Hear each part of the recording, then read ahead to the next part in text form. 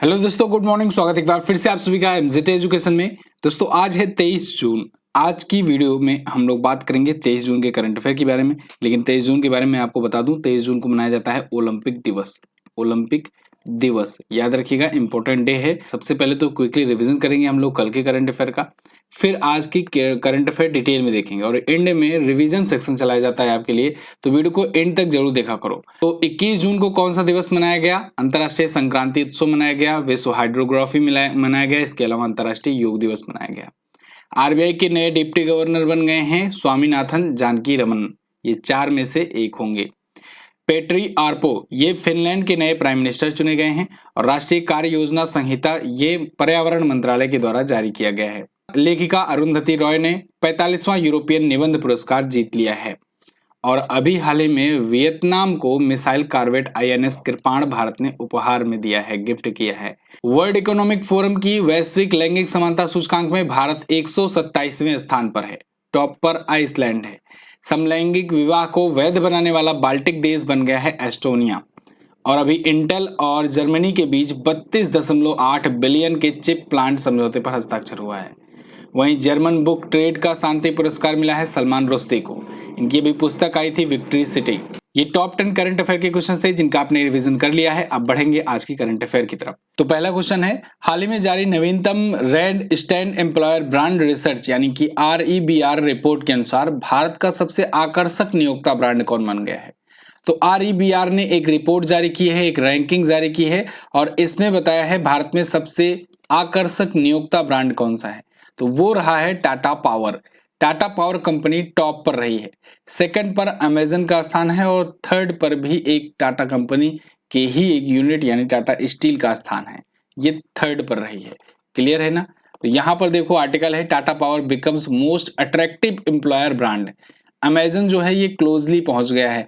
अच्छा, अमेजन ने बड़ी लंबी छलांग लगाई हुई है, ये आकर के दूसरे पर पहुंच गया है। टॉप 5 आकर्षक नियोक्ता के मामले में, एम्प्लॉयर के मामले में। एम्प्लॉयर मतलब क्या होता है कि जो एम्प्लॉयमेंट प्रदान करे, तो टाटा पावर ने सबसे बढ़िया तरीके से दिया है और लोग जो हैं, एम्प्लॉय लोग जो हैं वो इसको ज़्यादा इसके प्रति अट्रैक्ट हुए हैं।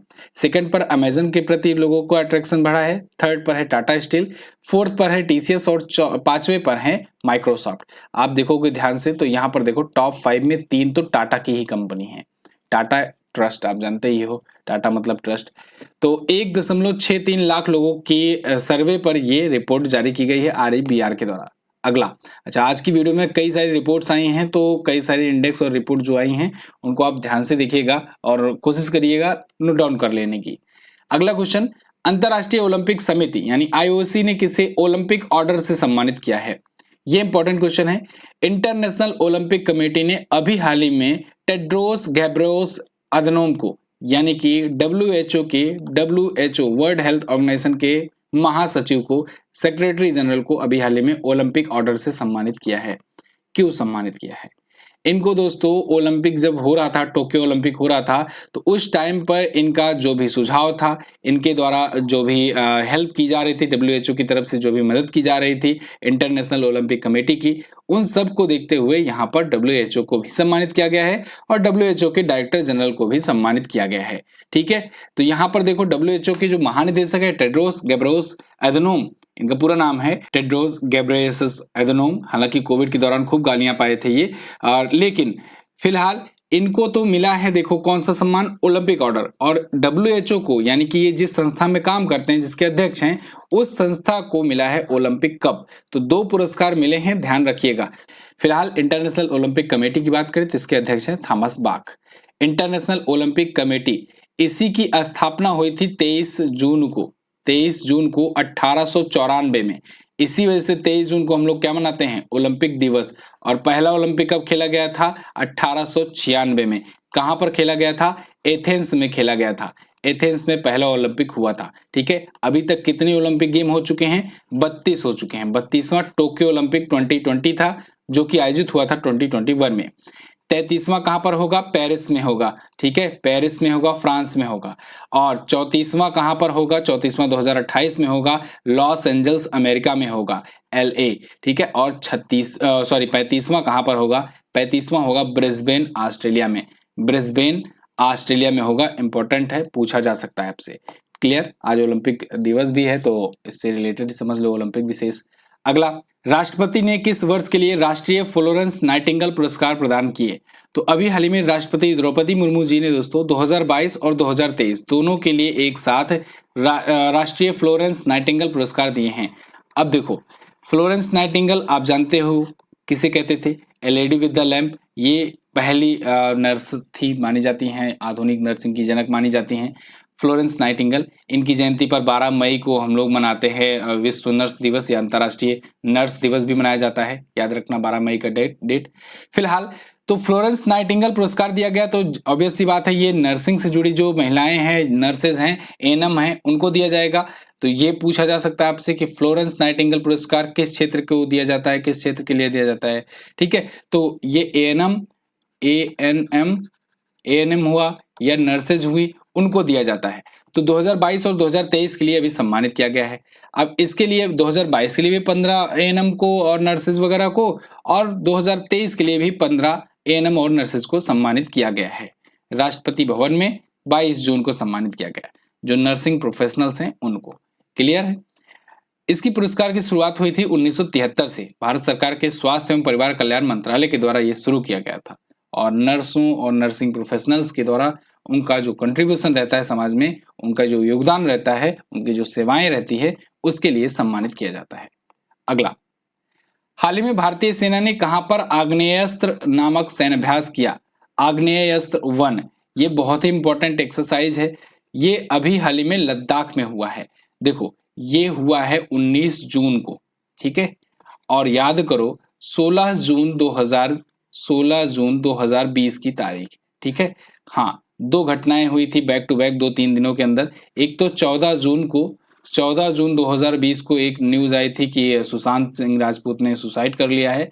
वो खबरें चल ही रही थी मीडिया में कि 2 दिन बाद एक बहुत बड़ा इंसिडेंट हो गया कि 16 जून 2020 को गलवान घाटी इंसिडेंट हो गया था। गलवान घाटी इंसिडेंट्स में क्या हुआ था कि भारतीय जो सेना के जवान हैं और चाइनीज सेना के जो चाइनीज आर्मी है, उन दोनों के बीच में झड़प हो गई थी, और वहां पर भारत से 20 जवान जो है वो शहीद हो गए थे। हालांकि 40 से ज्यादा चाइना के भी जवान मारे गए थे, लेकिन फिलहाल 20 जवान भारत के जो शहीद हुए थे। तो ऐसी घटना दोबारा ना हो, इसी के लिए उससे 3 दिन के बाद, 3 साल बाद और 3 दिन के बाद, देखो 19 जून को ये शुरू किया गया है आग्नेयास्त्र नाम का ये अभ्यास। ठीक है, तो ये आपको याद रखना है, लिंक करना है आपको कि गलवान घाटी इंसिडेंट हुआ था 16 जून को, और उसी से 3 साल बाद और 3 दिन बाद ये शुरू किया गया है। अच्छा, अभी कुछ दिन पहले ही मैंने आपको बताया भी था, कई बार रिवीजन भी करवाया है कि अरुणाचल प्रदेश में तवांग और पश्चिमी कामेंग जिले में बुलंद भारत अभ्यास हुआ है। ठीक है, बुलंद भारत, ये भी याद रखिएगा, ये भी पूछा जाएगा। तो बुलंद भारत ये हुआ है अरुणाचल प्रदेश में। वैसे तवांग में भी अभी एक झड़प हुई थी, हालांकि ये हिंसात्मक नहीं थी। ओके, तो पूर्वी लद्दाख में हुआ है आग्नेयास्त्र 1। अगला, 21 से 23 जून 2023 तक लेबर 20 शिखर सम्मेलन का आयोजन कहाँ किया गया? ये भी बहुत ज्यादा इंपॉर्टेंट है। देखो, भारत G20 शिखर सम्मेलन की अध्यक्षता कर रहा है इस बार। तो G20 समिट के तहत ही बहुत सारे जो कह लें कि बहुत सारी मीटिंग्स हो रही हैं अलग अलग टॉपिक्स पर, अलग अलग सब्जेक्ट्स पर। तो उन मीटिंग्स में ही एक मीटिंग ये भी है लेबर 20। तो लेबर 20 शिखर सम्मेलन 21 से 23 जून के बीच में ये हुआ पटना, बिहार में। बिहार की राजधानी पटना में ये हुआ आयोजित। ये दूसरा था, ठीक है, लेबर 20 शिखर सम्मेलन पर दूसरा। पहला वाला हुआ था अमृतसर में। पहला कहां पर हुआ था? अमृतसर में हुआ था, याद रखिएगा ये भी। ठीक है, लेबर 20 शिखर सम्मेलन। तो यहां पर आर्टिकल देखिए, labour 20 summit is on in Patna, participants demand universal social security. तो फिलहाल यहाँ पर बिहार के जो राज्यपाल हैं राजेंद्र अर्लेकर जी, इन्होंने इसका उद्घाटन किया है। इस बार का इसका थीम या कहें कि विषय रखा गया था जिस पर चर्चा होनी है, सार्वभौमिक सामाजिक सुरक्षा और महिलाएं और कार्य का भविष्य। ठीक है, तो अमृतसर में पहली बैठक हुई थी 19 से 21 मार्च तक, और 21 से 23 जून तक ये पटना बिहार में हुई है। G20 शिखर सम्मेलन जो मेन वाला होगा वो सितंबर में होगा। भारत अध्यक्षता कर रहा है, और भारत G20 के इस बार की अध्यक्षता में 8 देशों को इनवाइट किया है एज ए गेस्ट। ठीक है, मतलब G20 के तो 20 सदस्य होंगे ही होंगे, 8 देश और गेस्ट के रूप में बुलाए गए हैं, जिनमें Bangladesh, Egypt, Mauritius, Netherland, Nigeria, Oman, Nepal और संयुक्त अरब अमीरात हैं। क्लियर। G20 यानी ग्रुप ऑफ 20 20 देशों का एक समूह है। दुनिया भर की अगर इकोनॉमी जोड़ा जाए तो अकेले 80% इकोनॉमी केवल और केवल इसी ग्रुप से आ जाती है। ठीक है, 80% इकोनॉमी वाले जो देश हैं सब इसी में है टोटल। अच्छा, इस बार भारत ने थीम क्या रखा है?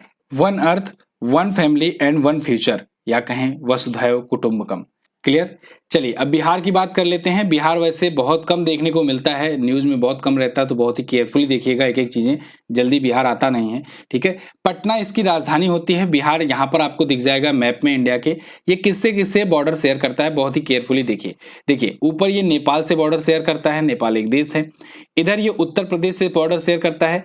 उत्तर प्रदेश के 7 जिले बॉर्डर शेयर करते हैं किससे? बिहार से। अगर आप यहाँ से देखोगे तो यहाँ पर सिद्धार्थनगर है, कुशीनगर है, फिर देवरिया है, इसके बाद बलिया है, ये वाला जो है ये बलिया है, इसके बाद यहाँ गाजीपुर है, उसके बाद यहाँ चंदौली है, और नीचे ये सोनभद्र है। सोनभद्र वैसे यहाँ पर छत्तीसगढ़, झारखंड और मध्य प्रदेश से भी अपना बॉर्डर लगाता है।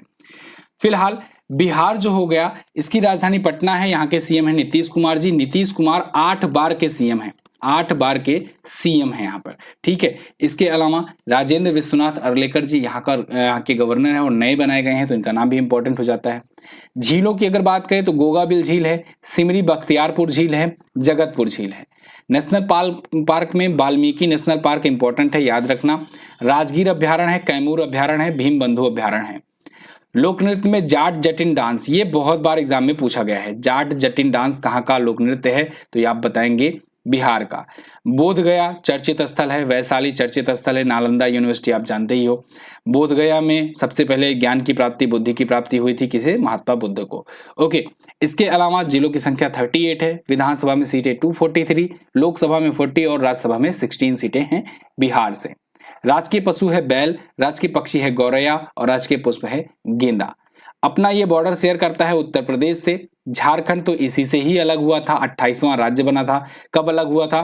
15 नवंबर सन 2000 को झारखंड अलग हुआ था बिहार से। इसके अलावा ये अपना बॉर्डर पश्चिम बंगाल से भी शेयर किया करता है। क्लियर है ना? और इधर मैंने आपको नेपाल बताया ही।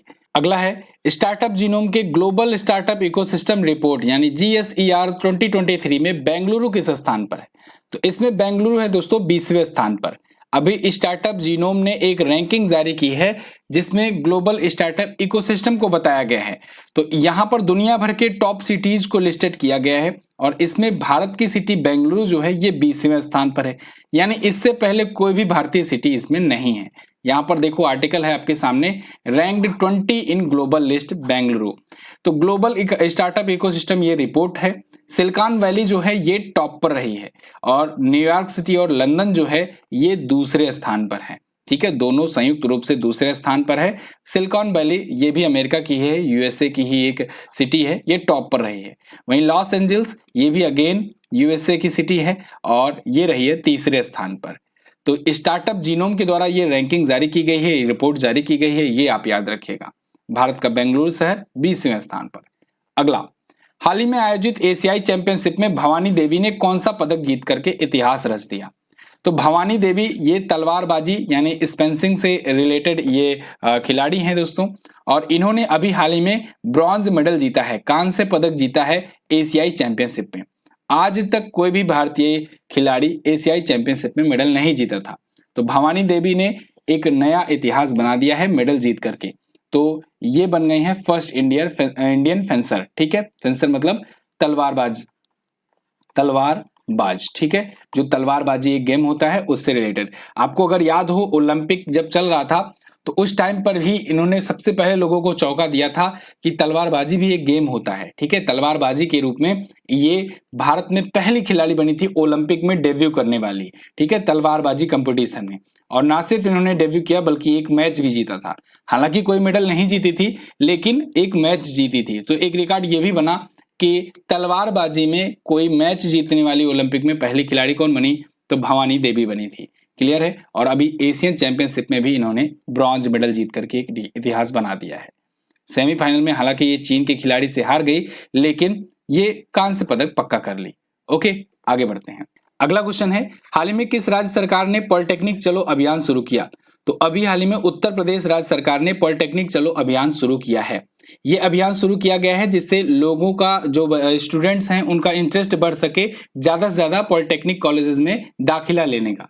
पॉलिटेक्निक आपको बता दें ये BTUP board of technical for education UP है, उत्तर प्रदेश है, उसके तहत एडमिशन इसमें किया जाता है इंजीनियरिंग का, ये भी माना जाता है।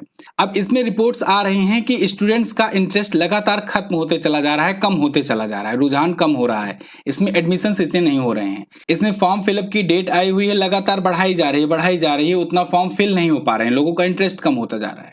अब इसके पीछे का कारण समझो। कारण क्या है? कारण ये है कि वैकेंसीज जो हैं, जो आती हैं, उन वैकेंसीज में पॉलिटेक्निक स्पेशल वैकेंसीज नहीं आ रही हैं।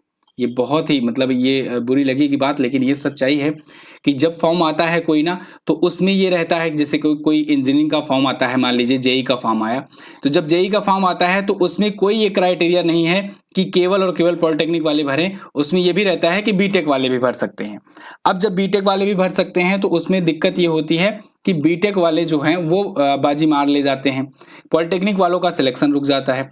प्राइवेट सेक्टर में भी ऐसे हाल है, एक बंदा गया पॉलिटेक्निक का इंटरव्यू देने और एक बंदा गया बीटेक वाला इंटरव्यू देने, तो प्रेफर किया जाता है, बीटेक वाले को रखा जाता है। तो ऐसे में लोग पॉलिटेक्निक वालों को क्यों रखेंगे, आप खुद सोचो। तो यही कारण है कि पॉलिटेक्निक के प्रति लोगों का रुझान कम होता चला जा रहा है।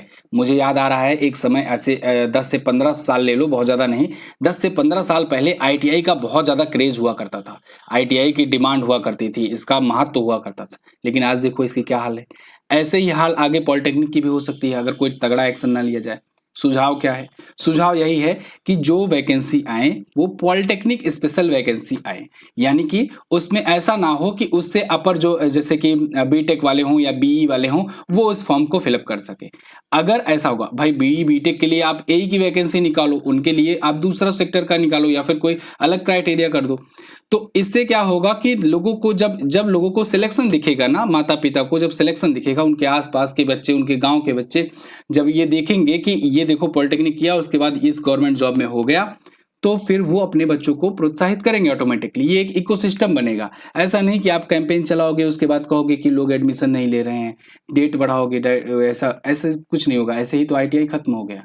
ठीक है, फिलहाल यहाँ पर योगी सरकार ने कहा भी है कि सालाना 1 लाख सरकारी नौकरियां देंगे और 6 लाख जो है निजी नौकरियां पैदा करेंगे। देखते हैं कब तक पैदा होती हैं।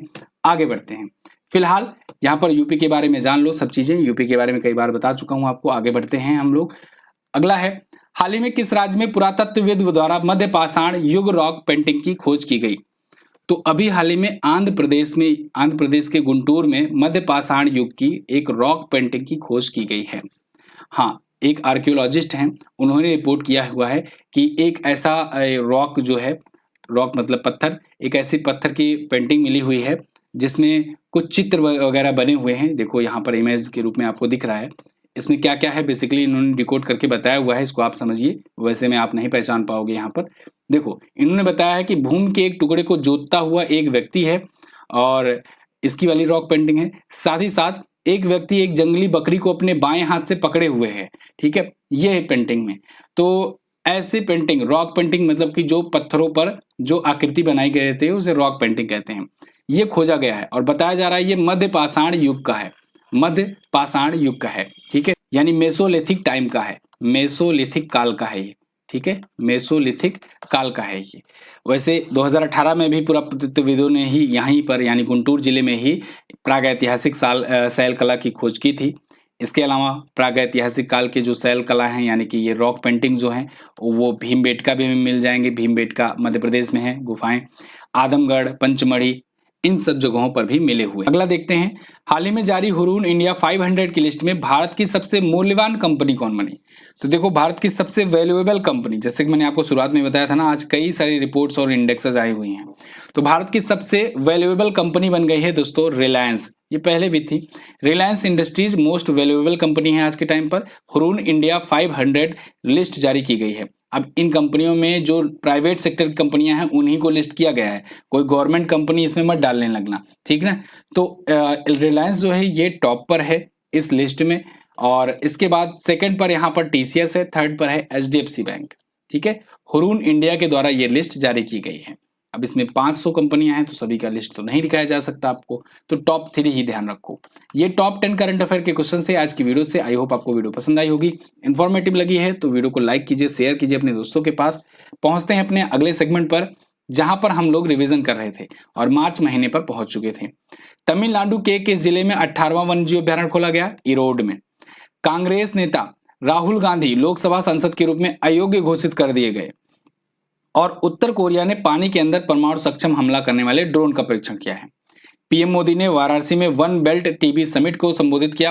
वैसे अब देखो ये बहुत ही इंपॉर्टेंट क्वेश्चन है, वन वर्ल्ड टीबी समिट ये तो वाराणसी में आयोजित हुआ। साथ ही साथ में भारत ने एक लक्ष्य रखा है 2025 तक भारत को टीबी मुक्त करने का। इसके अलावा इसके लिए भारत ने निक्षय रोग अभियान शुरू किया है। निक्षय मित्र अभियान शुरू किया है, ठीक है। इसके अलावा 2025 ये है, 2030 तक ग्लोबली टीबी मुक्त करने का लक्ष्य रखा गया है। 2025 तक भारत में, 2030 तक पूरा ग्लोबली। निर्मला सीतारमण जी ने वित्त विधेयक लोकसभा में पारित किया। इसके अलावा विश्व बॉक्सिंग चैंपियनशिप 2023 में भारत के लिए पहला गोल्ड नीतू घंघस ने जीता है। भारतीय थल सेना और भारतीय वायुसेना पूर्वोत्तर में एलएसी के पास वायु प्रहार नाम का एक्सरसाइज की है। AHF एथलीट एम्बेसडर के रूप में सलीमा टेटे को चुना गया है। DGCA रिपोर्ट के अनुसार दुनिया में सबसे ज्यादा महिला पायलट भारत में हैं। और मध्य प्रदेश के मुख्यमंत्री ने राज्य युवा नीति और युवा पोर्टल का अनावरण किया है। लाडली बहना योजना भी मध्य प्रदेश की ही है। इसके अलावा IBA विश्व महिला बॉक्सिंग चैंपियनशिप में भारत ने कुल 4 गोल्ड जीते हैं, 4 मेडल जीते और 4 के चारों गोल्ड थे। और ये आयोजन हुआ था भारत में। फ्रांस और यूनाइटेड किंगडम, इन दोनों देशों ने सार्वजनिक कर्मचारियों के काम के फोन से टिकटॉक ऐप पर प्रतिबंध लगा दिया है। और अभी हाल ही में मिस्र जो है ये ब्रिक्स बैंक के नए सदस्य के रूप में शामिल हुआ है। और नासा ने सोलर डायनेमिक्स ऑब्जर्वेटरी सूर्य पर कोरोनल होल की खोज की है। इसके अलावा MA हसन की नई पुस्तक आई है, वार एंड विमेन। और तमिलनाडु राज्य की विधानसभा ने ऑनलाइन जुए के खिलाफ विधेयक पारित किया है। वैसे ऑनलाइन जुए से याद आया, ऑनलाइन गेमिंग में अगर पूछा जाए कौन सा राज्य शीर्ष पर है तो सबसे ज्यादा ऑनलाइन गेमिंग के मामले में, खेलने के मामले में यूपी टॉप पर है। असम राइफल्स ने 188वां अपना स्थापना दिवस मनाया। और अभी तमिलनाडु राज्य सरकार द्वारा आपदा प्रबंधन नीति जारी की गई है। इसी के द्वारा तमिलनाडु के द्वारा ही पहला डुगोंग पार्क भी स्थापित किया गया था। भारत पे के सह संस्थापक असनीर ग्रोवर ने अपना एक नया स्टार्टअप लॉन्च किया है क्रिकपे नाम से। गार्डन ई मूर का निधन हो गया, इन्होंने ही मूर का नियम दिया था। इंटेल कंपनी के ये सह संस्थापक थे। और मैंने अभी इंटेल और जर्मनी के बीच में आपको समझौता भी बताया था, ये $38 बिलियन का भी समझौता हुआ है। ओके, ऐसे ही रिवीजन करते रहिए, वीडियो को लाइक और शेयर करते रहिए। लास्ट डे के क्वेश्चन की बात कर लेते हैं। सबसे बड़ा लैंड लॉक्ड देश कौन सा है? कजाकिस्तान है, दूसरे पर मंगोलिया है। सुएज नहर एशिया और अफ्रीका को अलग करती है, साथ ही साथ भूमध्य सागर और लाल सागर को कनेक्ट करती है। आज आपको बताना है WEF की रैंकिंग में, वैश्विक लैंगिक सूचकांक रैंकिंग में टॉप पर कौन सा देश है। वियतनाम की कैपिटल कौन है? दोनों क्वेश्चन के बारे में आप जो भी पता होगा डिटेल में बताना। क्विज और PDF आपको MZT ऐप पर मिलेगी भैया। बार बार व्हाट्सएप करते हो, कमेंट करते हो, नीचे लाइन एक रोजाना चलती है, आप देख नहीं पाते हो। PDF और क्विज दोनों का दोनों MZT ऐप पर दिया जाएगा, आप वहां से डाउनलोड कर सकते हैं। धन्यवाद, मिलेंगे अगली वीडियो में, तब तक के लिए नमस्कार, जय हिंद, वंदे मातरम।